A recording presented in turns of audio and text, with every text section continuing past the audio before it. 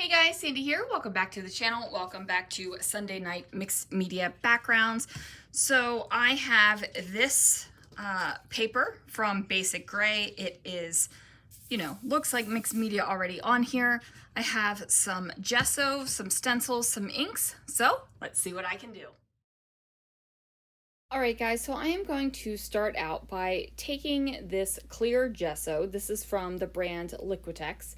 And I am just using a silicone brush, and I am going to go ahead and spread this all over my Basic Gray paper here. Now, my point in doing this is hopefully not have so much soakage through my paper, because gesso will give you a barrier between whatever wet product you are putting on and your paper. So I've got high hopes for this.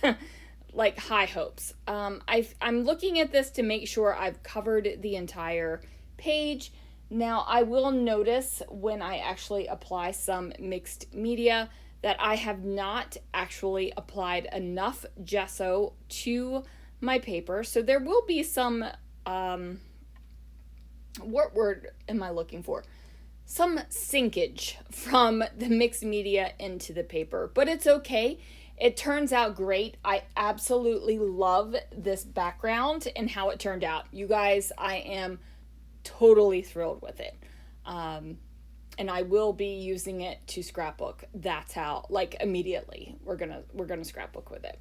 So I'm using this tiny circle stencil. This is from Brutus Monroe. I am using also some Brutus Monroe Raven detail ink. Now, just in case you guys are wondering, I am no longer on the Brutus Monroe design team. I did not reapply this year. I am taking a break from all commitments except for my own this year, but I do still have a Brutus Monroe affiliate link, so if you do want to shop with them, which I hope you do because they do make awesome products, please use my affiliate link. I would surely appreciate it. So anyway, I am using the Raven ink through here. It is my favorite black ink, hands down. It is great for anything. It's great for watercolor, Copics, all the things you could possibly do with it.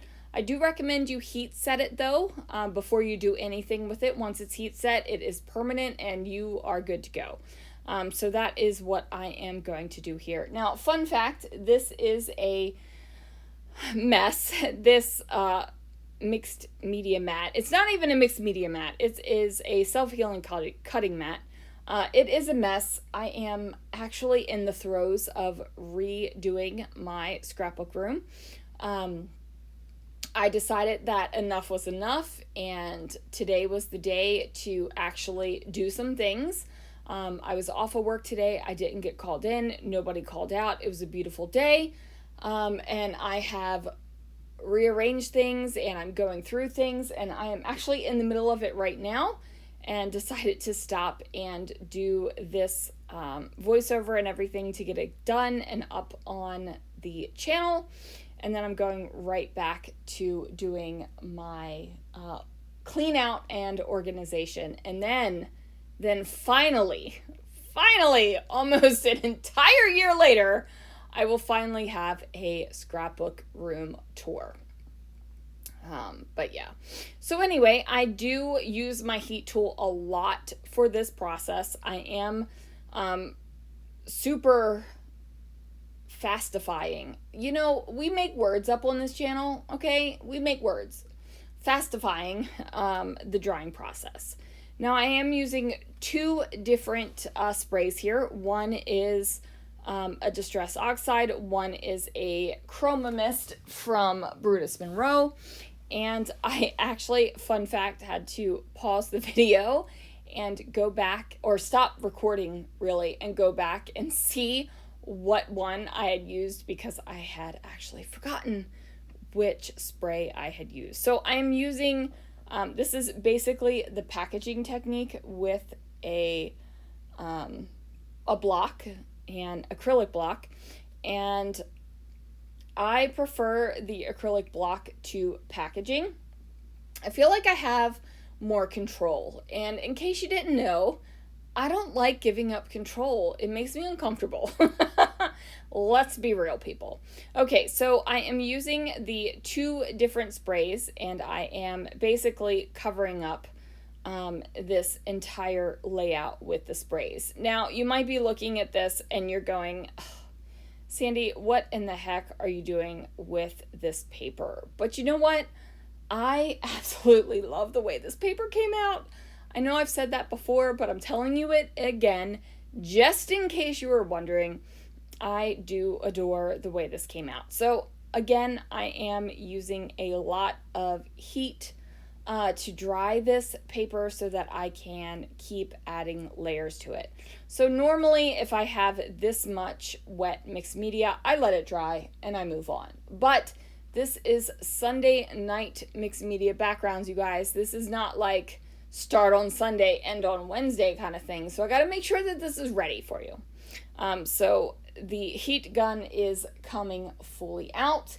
And I do have to say I am almost, fingers crossed, almost ready to get rid of the pink self-healing cutting mat that I work on and bringing in the new one that I purchased on clearance from Hobby Lobby way back some 8 months ago before I left there, right? Like, you know, fingers crossed, all the good things. So anyway, yeah, I've got pictures up on the walls. I've got things moved around. Like, you guys, today has been a fantastic day in my scrapbook room to go through things and organize things and put things in a place where I think that they will lead to more productivity, basically. So yeah, I can't wait to work on this and share that with you. So yeah, that's coming soon. And I know I said that like almost a year ago when I moved into this space and we moved to Washington. But I don't know what it was. It was just like a moment where I was like, I'm sick and tired of living in a 75% done scrapbook room. And I have come to the realization that the reason why I can't get things done and the reason why things don't go back into their places when I'm finished with them is because it doesn't work, right? Like, it just doesn't work. So obviously I am away from the desk right now. So you're looking at a blank paper. So I'm just going to chat with you because I really am not feeling a whole lot of editing on this video.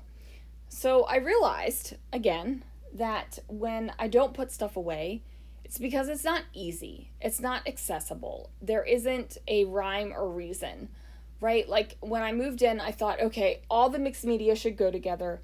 All this should go together. All that should go together. But really, I need it in a place where if I'm sitting in my chair at my table and I look over and that's where it's going to be, right? Like, that's where I want it to be. That's where I'm going to just lean over and grab it. There has to be a rhyme and a reason for your products, right? Like, it makes sense that all of my pattern papers are together. It makes sense that they are in alphabetical order by manufacturer, because I think when I want to grab a pattern paper, I think I want Echo Park style, or I want Pink Fresh style, or I want this style, or I want basic gray style. Like, there's a process to it. All of my cardstock is in rainbow order because obviously when I want a piece of cardstock, I'm looking for a specific color, right? Like, that makes sense. My letters are together because when I want letters, I want them together. That makes sense. However, there were things I had embellishments over here, there, over there, on that side of the room, on this side of the room. And I really thought about, what I want to do and how I want to use my things. So I went ahead and moved my embellishments around. And I actually forgot where I kept my die cuts. I completely forgot about my die cuts. And probably because I have been working in the December project for a hot minute, but I really never thought about the die cuts, and that's a daggone shame because I have fabulous die cuts, right?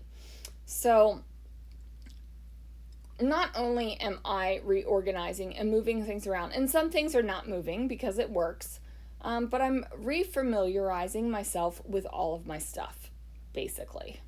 And that is super helpful. So now I've decided that I need to bring in some orange on the layout since I have finally stopped just staring at a blank piece of paper. Well, I guess it's not blank because we did all kinds of fun things to it, right? So I am using this Distress paint. It's one of the orange colors. I don't know which one. Fun fact, actually, there's a new Distress color coming out. What do you think it is? I'm really curious. So that was on there. I let that dry. I heat gunned it, guys. I didn't let it dry. That's a lie. And now I am using the brick stencil from Scrapping Reflections. I am using some Nuvo glitter something or other. I don't know which one it's called. I've been on a journey to get rid of all of the glitter glazes. Not glitter glazes. I love me some glitter glazes. The drops, right? I'm on a journey to get rid of all them. And I kind of just decided, screw them. I'm not into it. I'm not going to use them. And then I was like, you know what, Sandy? Use them up so you can clear out that space and put something else there. So I'm back on that journey. Anyway, I'm using the brick wall stencil from Scrapping Reflections. And I'm just using this Nuvo, what is this? I still have it right here. What is this called? Emerald City Glitter Drop. So I'm putting that through the stencil. And then I'm going to let it dry, and it is fabulous, you guys. I absolutely adore it. I did not end up using that little cross stencil, that little, X plus, whatever angle you look at it. I didn't end up using that because I kind of love this. So anyway, that is going to do it for this background, you guys. Thanks so much for watching, and I will see you guys again real soon for another video.